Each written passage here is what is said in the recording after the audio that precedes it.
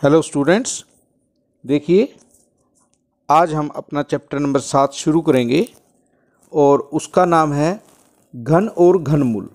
हमने chapter number 6 में किया था वर्ग और वर्गमूल। घन और वर्ग एक दूसरे से कुछ मिलते जुलते हैं। वर्ग में हमारे पास 2 घात थी किसी भी संख्या की और घन में 3 घात है। जब 2 घात थी तो हमने उस संख्या को 2 बार गुणा करके उसका वर्ग प्राप्त किया था। अब 3 घात है तो हम उस संख्या को 3 बार गुणा करके उसका घन प्राप्त करेंगे। जैसे 1 का घन 1 गुणा 1 गुणा 1 किसके बराबर है? 1।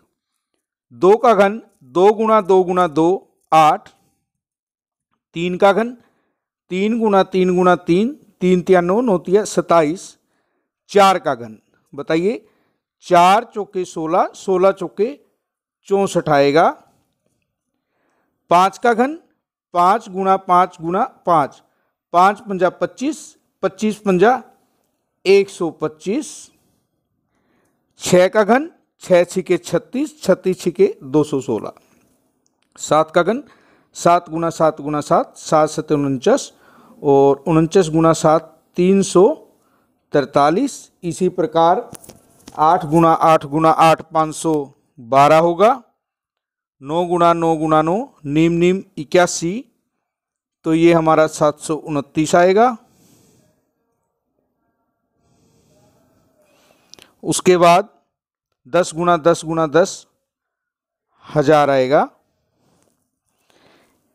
अब जिस प्रकार हमने वर्गमूल ज्ञात किया था, किसी भी संख्या का जो घन था वो हमें कहां से प्राप्त हुआ था? गुणा करके।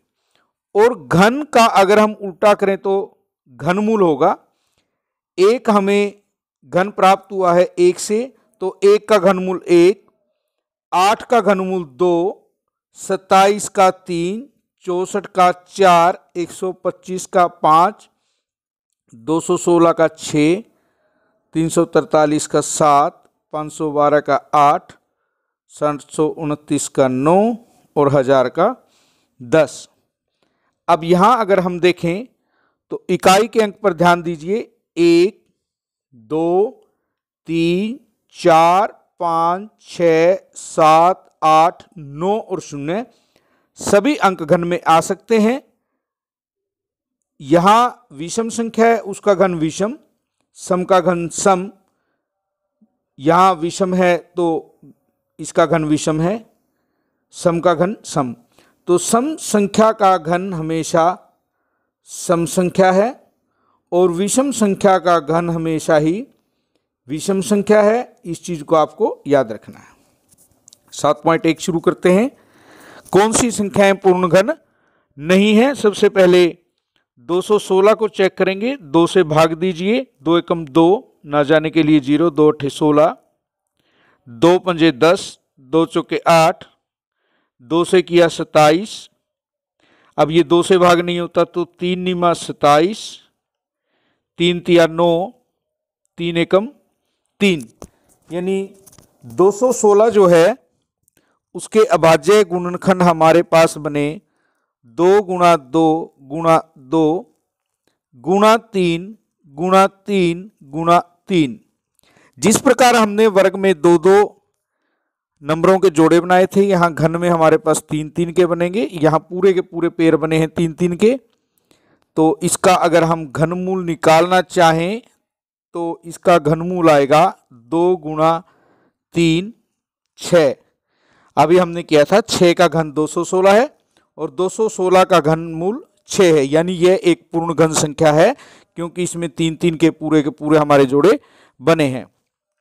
128 चेक करना है। सबसे पहले 2 से भाग, 2 छिके 12, 2 चौके 8, फिर 2 से करेंगे 32, 2 से करेंगे हमारा 16, 2 अठे 16, 2 चौके 8, 2 दूनी 4, 2 एकम 2, यानी 128 के हमारे जो गुणनखंड बने हैं, क्या वो 3 3 के पेयर में हमारे पास हैं?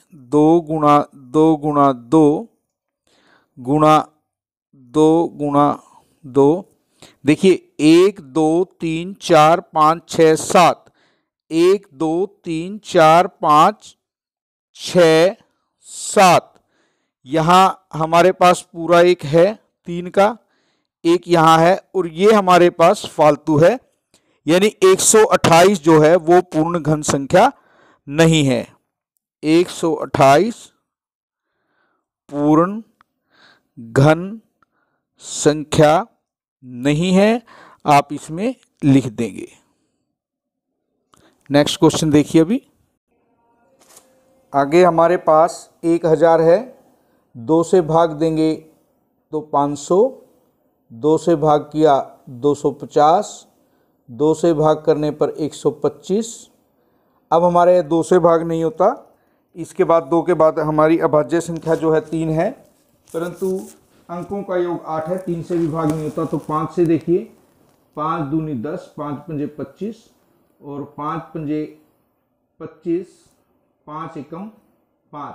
यहाँ हमारे अभाज्य गुणनखंड है 2 गुणा 2 गुणा 2 गुणा 5 गुणा 5 गुणा 5। हमारे पास 3 का यहाँ पर बना है और 3 ही अंक यहाँ पर हैं। 1000 पूर्ण घन संख्या है, क्योंकि यहाँ पर 3 अंकों का हमारा पूरा जोड़ा बना है। 2 से देखिए, 100 को अगर हम भाग देंगे हमारे पास क्या आएगा, 50 आएगा। और उसके बाद 2 से दोबारा भाग देंगे, 25 आएगा। 5 पंजे 25 और 5 एकम 5। 100 के हमारे गुणनखंड जो बने 2 गुणा 2 गुणा 5 गुणा 5। तो यहां पर ये 2 संख्याओं का जोड़ा बना है, इसीलिए 100 एक पूर्ण घन संख्या नहीं है, संख्या नहीं है, ये सिर्फ एक पूर्ण वर्ग संख्या है। वह छोटी से छोटी संख्या ज्ञात कीजिए जिसे निम्नलिखित संख्याओं को गुणा करने पर पूर्ण घन प्राप्त हो। सबसे पहले हमारे पास 243 है, 2 से भाग नहीं होगा, 3 से होगा। 3 अठा 24, 3 एकम 3, 3 दूनी 6, 3 सता 21, 3 निम 27, 3 तिया 9, 3 एकम 3। अब 243 के हमारे पास जो गुणनखंड बने वो हमारे पास ये हैं। यहाँ पर देखिए 3 का पूरा बन गया, लेकिन यहाँ 2 बार 3 है और पूर्ण घन के लिए हमें 3 बार चाहिए। तो इसको 3 से अगर एक बार और गुणा कर दें तो यह पूर्ण घन संख्या बन जाएगी। 256 है, 2 से भाग दीजिए, 128, 2 छिके 12, 2 चौके 8, 2 पे 32, 2 पे 16, 2 अठे 16, 2 चौके 8, 2 दूनी 4, 2 एकम 2। 1 2 3 4 5 6 7 8 बार ये हमारे पास आया है। तो हमारे पास यहां 3 का पूरा है, यहां भी 3 का पूरा है, यहां पर 2 बार 2 है। तो हमें एक 2 की और आवश्यकता है, यानी 2 से गुणा करने पर यह पूर्ण घन संख्या बन जाएगी। 72 में देखिए, 2 से किया 36, 2 पे 18, 2 नीम 18, 3 तिया 9, 3 एकम 3। ये हमारे पास कंप्लीट है। 3 2 बार है, हमें 3 बार चाहिए था, तो एक 3 की और आवश्यकता है। 3 से गुणा करने पर यह पूर्ण घन बन जाएगी।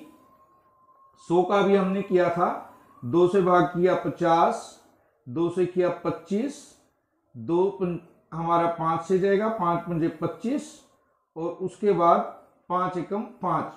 हमारे पास 2 गुणा 2 गुणा 5 गुणा 5 आया है। ऊपर भी हमने किया था, यानी 1 2 1 हमें 2 से गुणा करना पड़ेगा और हमें एक 5 से गुणा करना पड़ेगा, यानी कि कितनी की जरूरत है, हमें 10 से गुणा करने पर 100 पूर्ण घन संख्या बन जाएगी। तो आज आपको आपके ये क्वेश्चन 2 तक करने हैं 7.1।